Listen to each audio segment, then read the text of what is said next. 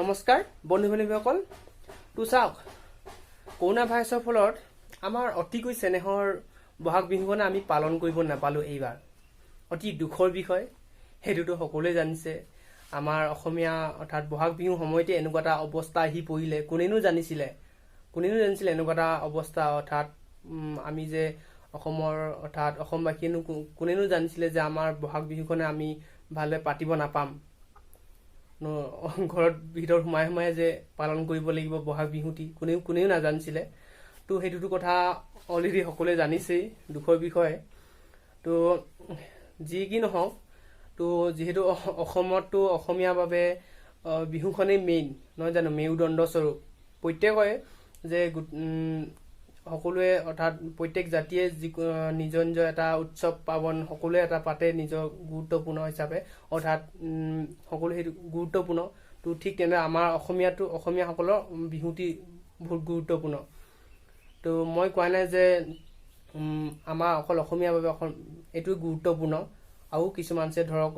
হোলী হওক বা ধৰক দুৰ্গা পূজা এইবিলাক বিভিন্ন ধৰণৰ উৎসৱ পাৰ্বণ পাতে কিন্তু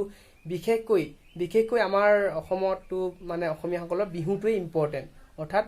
বিহুটোৱে গুৰুত্বপূৰ্ণ তো সেইটোৰ যি হওক সেইটো ক'ব যোৱা নাই তো কথাটো হৈছে কি আমাৰ এই কৰোনা ভাইৰাছটোৱে আমাৰ এই কীৰ্তন অৰ্থাৎ আজি ২৬-২৭ দিন হ'ল লকডাউন হৈ থকা তো এইটো সময়ত আমাক বিভিন্ন ধৰণৰ কথা শিকাই থৈ গৈছে তো মই সেই কথাটো আপোনালোকক ক'ব ওলাইছোঁ কেইটামান কথা আছে তো ভিডিঅ'টো চাই থাকোঁচোন শেষলৈকে তো প্ৰথম কাৰণটো হৈছে যে চীনে এটাও মিছাইল ব্যৱহাৰ নকৰাকৈ মানে যুদ্ধ বিগ্ৰহত যিবিলাক অস্ত্ৰ ব্যৱহাৰ হয় সেইবিলাক এটাও অৰ্থাৎ সেই মিছাইলবিলাক একো এটা মিছাইল ব্যৱহাৰ নকৰাকৈ তেওঁলোকে অৰ্থনৈতিকভাৱে তৃতীয় বিশ্বযুদ্ধ জয় কৰিলে তো চাওকচোন আজি যদি কথাটো নহয় মই যদি মিছাকৈ কৈছোঁ তো আজি চীনত সকলোবিলাক ফেক্টৰী খোলা আছে বৰ্তমান চীনৰ পৰা মানে কেইবাখন ঠাইলৈ ধৰক মেডিকেল ইকুইপমেণ্ট পঠিয়াইছে তেওঁলোকে চীনেই কোটি টকা তেওঁলোকে বস্তু বেলেগ দেশক ছাপ্লাই দি আছে তো এইটোতো অৰ্থনৈতিকভাৱে বিপ্লৱে নহয় জানো অৰ্থাৎ অৰ্থনৈতিকভাৱে তৃতীয় বিশ্বযুদ্ধই জয় কৰিলে বুলি ক'ব পাৰি কাৰণ যিহেতু পৃথিৱীৰ অন্য দেশবিলাকতো ফেক্টৰী হওক বা তেনেকুৱা উদ্যোগ এইবিলাকতো খোলা নাই নহয় জানো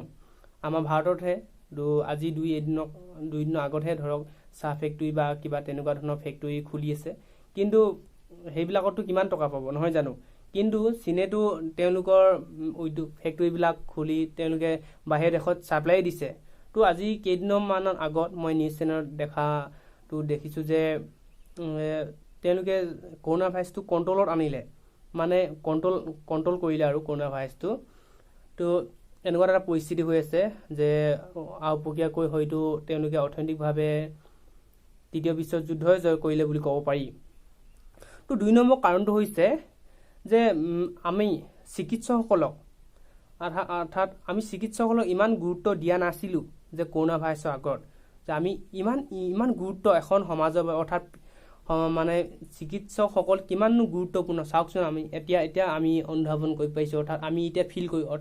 এতিয়া আমি অনুভৱ কৰিব পাৰিছোঁ সকলোকৈ যে চিকিৎসকসকলেই আমাৰ ভগৱান তুল্য নহয় জানো চাওকচোন আজি যদি চিকিৎসকসকল নহয় আমাৰ কেনেকুৱা এটা অৱস্থা হ'ব কিন্তু আমি সেইটো এই কৰোনা ভাইৰাছৰ আগত আমি এইটো অনুভৱ কৰা নাছিলোঁ নহয় জানো সেইটো আমি অনুভৱ কৰা নাছিলোঁ এতিয়াহে আমি সেইটো অনুভৱ কৰিছোঁ আপোনালোকে ভাবি চাওকচোন যদি কথাটো নহয় মই যদি মিছাকৈ কৈছোঁ নহয় জানো এইটো আমাক কথা মানে এইবিলাক শিকাই গৈছে আৰু আমাৰ এই লকডাউনৰ সময়ত এইবিলাক কথাই শিকাই গৈছে তো ২ নম্বৰ অৰ্থাৎ ৩ নম্বৰ কাৰণটো হৈছে যে আমাৰ ঘৰখনে আটাইতকৈ সুৰক্ষিত ঠাই পৃথিৱীৰ আটাইতকৈ সুৰক্ষিত ঠাই হৈছে আমাৰ ঘৰখনেই কেতিয়াবা ধৰক ভাবোঁ নেকি আমি ঘৰত থাকি আমনি লাগিছে কিন্তু আমাৰ ঘৰখনে আটাইতকৈ সুৰক্ষিত ঠাই তো আজি লকডাউন হোৱা ২৬-২৭ দিন হ'ল ইমান দিন হ'ল তো আমি ঘৰতে সোমাই আছোঁ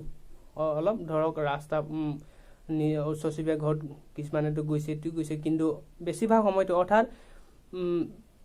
নিজৰ ঘৰতেতো সময়বিলাক কটাই আছে নহয় জানো ক'তনো বাহিৰত ফুৰিব যাব পাৰিছে কোনেওতো যোৱা নাই আমাৰ নিজৰ হেঁপাহৰ ৰঙালী বিহুখনেই ঘৰতে পালন কৰিবলগীয়া আছে তাত কি থাকিলে নহয় জানো ঠিক সেইদৰে আমাৰ ঘৰখনে আটাইতকৈ গুৰুত্বপূৰ্ণ অৰ্থাৎ আটাইতকৈ সুৰক্ষিত ঠাই তো কৰোণা ভাইৰাছৰ কথাত কৰোণা ভাইৰাছৰ ক্ষেত্ৰত এটা কথা আছে যে কৰোণা ভাইৰাছটো নিজে নিজে নাহে, আমি বোলে আনিব গ'লেহে আহিব। তো তেনে ক্ষেত্ৰত আমাৰ ঘৰখন জানো সুৰক্ষিত নহয়? চাওকচোন, যে আমি ঘৰত থাকিলে সুৰক্ষিত থাকিম, যে আমি বাহিৰত ওলাই গ'লেই আমাৰ মানে আমি অসুৰক্ষিত, মানে আমাক কৰোণা ভাইৰাছে পাব। কাৰণ যদি মই মানুহৰ সমাগমত ঠাইত যদি মই যাওঁ, তো কেনেবাকৈ যদি মোৰ লগত ভাইৰাছটো লাগেহে, তো তেতিয়া কি ক'বলৈ বাকী আছে, নহয় জানো? তো সেইটোৱে কৈছোঁ যে আমি যদি ঘৰতে থাকোঁ সুৰক্ষিত থাকিম, নহয় জানো? সেইকাৰণে নিজৰ ঘৰখনে আটাইতকৈ সুৰক্ষিত ঠাই বুলি মানে এইটো কথা মানে হেৰাই গৈছে, মানে শিকাই থৈ গৈছে আৰু এই লকডাউনৰ ফলত।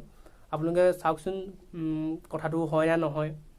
মোৰ এই সৰু সুৰা মগজুৱে যি মই ভাবি পালোঁ সেইটোৱে কৈছোঁ আপোনালোকৰ আগত।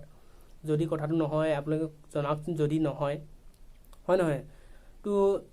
এইটোৱে আছিলে এটা সৰু সুৰা ভিডিঅ', ভাবিলোঁ আপোনালোকক জনাওঁ। যদি ভিডিঅ'টো ভাল লাগিছে লাইক কৰিব। নাজানো মই কিমানখিনি বুজাব পাৰিছোঁ, কিন্তু মই যিটো বুজিছোঁ,